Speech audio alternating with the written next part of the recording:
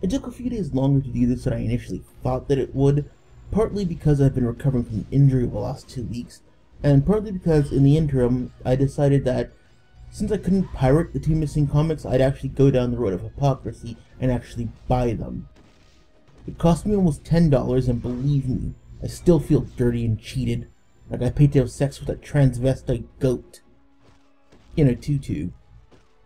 Oh, and by the way, I would just like to point out that this video that you're watching, every single female character that I am playing in this game right now is way better than female Thor is. Way better. But, let's move on. I will say in the interest of fairness, however, that the third book is thankfully the least offensive out of the 5, though it still sucks. The fourth one, however, is like getting a cucumber shoved up your anal passage, just to ease you up and make way for the inserted iron-gloved fist that is book 5. I mentioned at the end of the last part that the artwork for the comic sucks, and yeah, it does for the most part. But I probably made it sound slightly worse than it actually is. The artwork is not horrendous, and not in all places, but it is pretty bad, at least when not doing close-up panels. When the artist is focusing on when the artist is focusing in on something, like a particular face, or is relatively close up to something, the art tends to be fairly good. Not great, but fairly good. But in large panels, or in panels that are pulled back to show a greater scene, the art then takes a huge downturn. Likely because the artist got lazy at having to draw a bunch of stuff, and so didn't define things properly, or put the same level of time and work into it. Faces tend to resemble more lumps of flesh with like black spots that could maybe be called eyes if you were like drunk or something, located somewhere in their mass. And there's a few strange lines that here or there that's meant to be like text or definition or whatever the fuck it's supposed to be. I mean, half the time, real Thor looks more flabby than chiseled and muscular, and Femme Thor, well...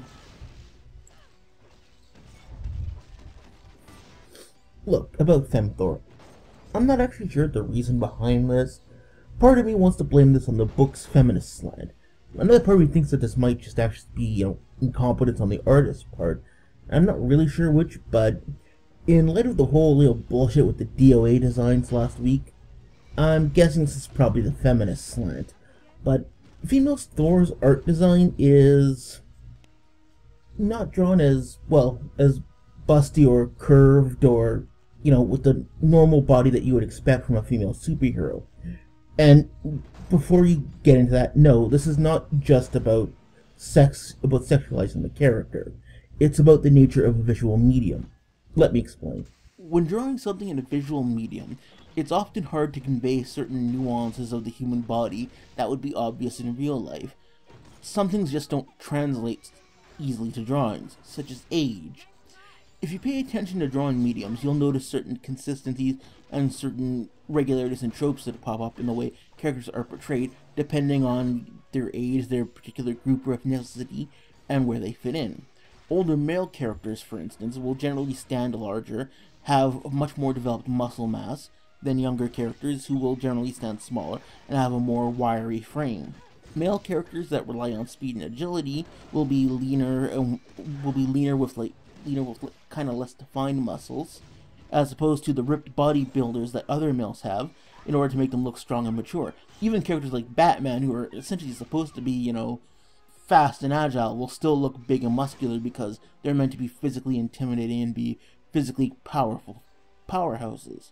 This is because things like the face cannot convey age, so you have to rely on secondary characteristics, like the shape and type of body, to separate the adults from the young teens. Also use other signifiers in the course of visual mediums in order to portray certain aspects of a character so that they look like the way that they should. For instance, the chiseled lantern jaw in the male character makes the character look strong and conveys heroism, hence why it's so common on male heroes.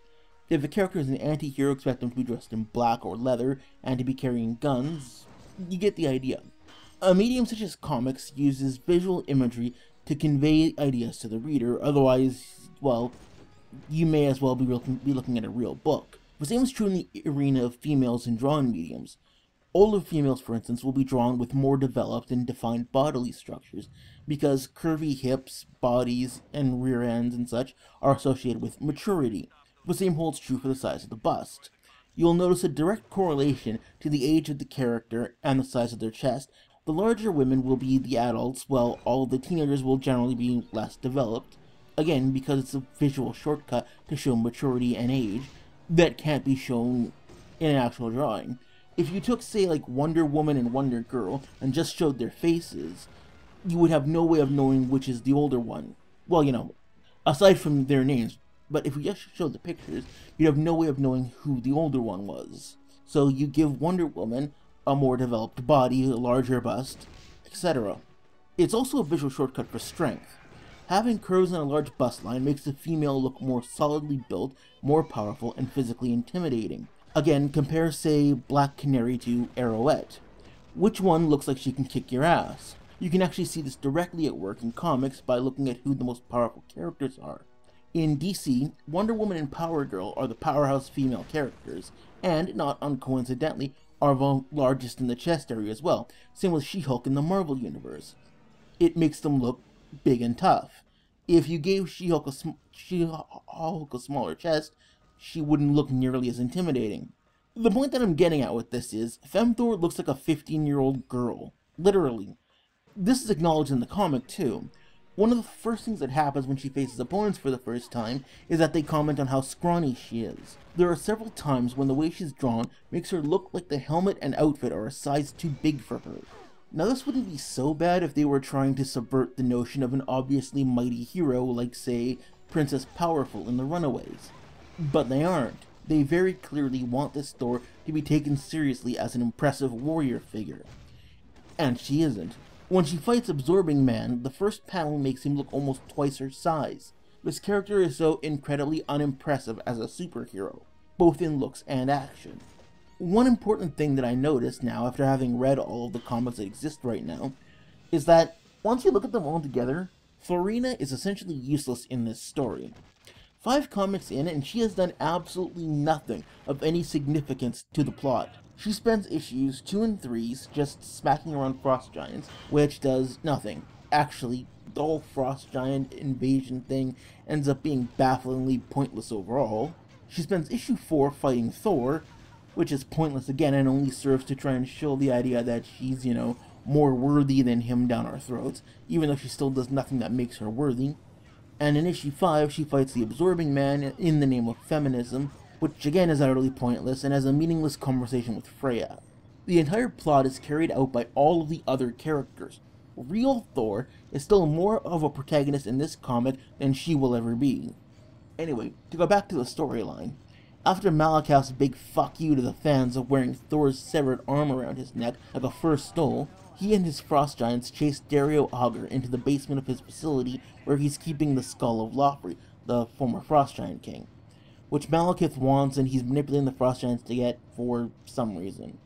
Confronted by a group of frost giants directly in his path, Augur begins to coolly pull off his shades to reveal his glowing red eyes while letting forth with a badass comment, fully ready to get down and get dangerous, when Threat comes crawling up from the ground in a badly drawn couple of panels, essentially stopping the about-to-happen badass action scene in its tracks so everyone can gape at her. Instead of the awesome fight that had just been set up, we get Thor crawling, not flying, mind you. She could have burst through flying, but I guess that would have been, more exciting. But crawling up through the floor while everyone stares at her stupidly. Effectively, the main character herself is cock-blocking the action scenes in this comic. We take a few panels for the men to have the now obligatory conversation where they laugh at and mock the idea of a female Thor, pointing out how small and scrawny she is, and how she's a poor imitation of Thor, which of course they're right about, but the comic doesn't seem to realize that. And while we're on that subject, I do have to wonder exactly why they're being so dickish about the idea of fighting a woman anyways. These are Asgardian creatures. Norse mythology and Asgard are filled with women who routinely kick so much ass they wear perfume specifically designed to remove buttock smell. Not to mention the huge number of female non-Norse superheroes that exist in comic books. You would think they'd know better than to mock or underestimate a character just because she's a girl. Well, I don't actually wonder why they do this, because we all know why. Assholes. In a brilliant new tactical move, Thorel throws her hammer at them, which zips around the room under its own volition and smacks all the giants, because the hammer can suddenly do things on its own now. But the hammer isn't quite that smart, apparently, as it ends up on the other side of a closing door, away from our main character. Apparently this presents a problem, as Thorina quickly loses her powers if separated from the hammer. Why? I got nothing. Thorina tries to break down the door with her puny little arms, but can't because it's supposedly enchanted, as well as being made out of something very, very tough, which is why the hammer can't come back to her and just pounds on the door impotently. Of course, the hammer can pass through solid objects, dispel magic, and teleport, not to mention that since it's obviously now sentient, it should be able to figure out to maybe try the wall or the floor, but I'm sure the writer thought of that and just didn't want to burden us with the explanation. Realizing she's kind of screwed now, she turns back to Malakath and banters with him for a while as he gloats about what he did to the real Thor. She tries to act tough with her words, but her thought bubbles say otherwise, and I can't help but think that she's wasting a lot of time talking while her power is supposed to be draining away from not having her hammer anymore. And if you have a weapon that causes you to lose your powers if you're separated from it for more than a few minutes, why the fuck would you throw it in combat? Seems kinda stupid to me. The giants play another round of let's stand here and loudly announce how lame this new superhero is, before one of them decides to kill Miss Thor by simply spitting on her. Which kind of sums up how a lot of people feel about this comic, but I digress. She dodges until their leader gets bored, freezes her, and eats her. And of course you all know what's coming up next because you've seen this so many times that this is really just a cliche. She blows him up from the inside in a show of force that would be kind of impressive with a better artist, before proceeding to hand all of them their asses in a very boring display of combat. If you've been paying attention, you've probably realized already that one of the big problems with Thorina is that she's basically a Mary Sue. At no point in these comics is she ever really in danger, nor does she even get hit. Throughout all 5 issues, in which pretty much all she does is fight, the only time she gets hit is once in her battle with Thor. Kind of. Maybe. Sort of. It's hard to tell with the artwork. Every opponent she fights, she basically just one-shots. Of course, the Frost Giants end up screaming in fear at what a mighty warrior she is, but she really isn't. Hell, she barely even ever throws a punch. I think she throws like 2 punches out of all 5 comics. Mostly she hits people with other stuff, or lightning. What, it's like she's afraid to break a fucking nail. You can seriously break down her entire repertoire of combat moves as this. Charge at enemy and hit it with hammer / hastily improvised weapon. Throw hammer, blast with lightning. That's it. I just described every fighting move she does to you throughout all 5 comics. During this time, Malakath used his magic to go through the door into the vault after Augur, which apparently the hammer can't do for some reason, and Femthor goes back to frantically trying to open up the door before her powers fade. While she's doing this, a frost giant starts to sneak up behind her, hoping to stab her in the back. No, seriously, a frost giant actually sneaks up on her. She is that fucking rock stupid. But the door suddenly opens, the hammer comes whipping out and blows through the giant's head, because why should she actually have to do anything in this comic? It's at this point that Thor shows up, now with a new arm forged by the dwarves, and demands his hammer back. For some strange reason, Thor is more than a little perturbed, and when Thorina makes the mistake of accidentally insulting him, he attacks her, which starts the fight between them, because there always has to be a fight between, superheroes. And honestly, this is actually the one part of the comics so far that's actually not bad. It's not great, but it's decent. Thor gets progressively more pissed off as the battle rages on, largely at seeing how much of a copy she is. He even lampshades the fact that she talks exactly like him. The writer tries to portray this as though Thor is being hot-headed and stubborn without reason, but fuck that, he has every reason to be pissed off right now. Especially since at this point his mother is missing and he thinks Femthor is responsible.